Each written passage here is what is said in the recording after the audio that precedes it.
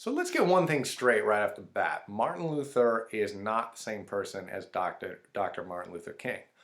Martin Luther is the 16th century friar who started what became the Protestant Reformation in Europe. He was one of the most controversial figures probably ever. I mean, as polarizing as you can get. Yet he was so loved by some that in fact Martin Luther King, the 20th century civil rights hero, was named after Martin Luther. In fact, for the first 5 years of his life, he was Michael King, and his dad went to Germany and was so moved and inspired by Martin Luther's story that he changed his name to Martin Luther and his son to Martin Luther King.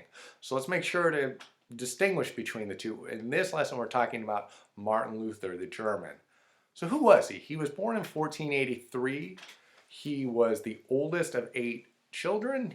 He was among the 5 that survived. His father was a miner. They were a fairly well-off family.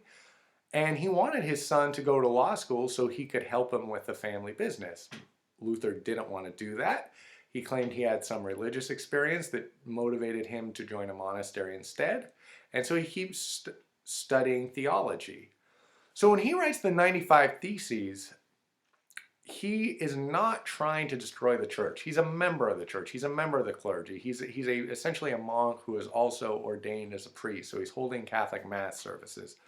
What he wants to do is provoke debate and force change by getting the church to abandon corrupt practices like indulgences.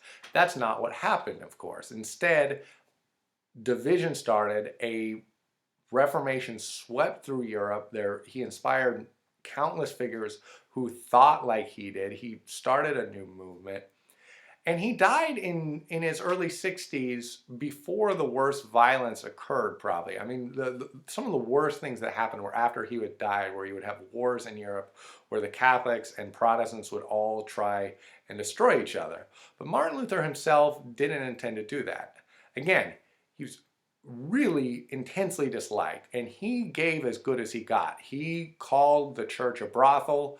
He said that the Pope at that time was the Antichrist.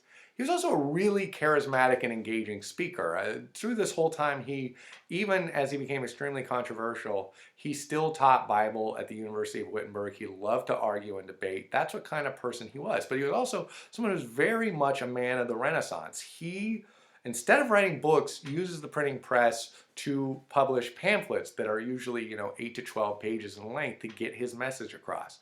So he uses this fairly new invention, Gutenberg's printing press, to fundamentally alter the landscape of Europe.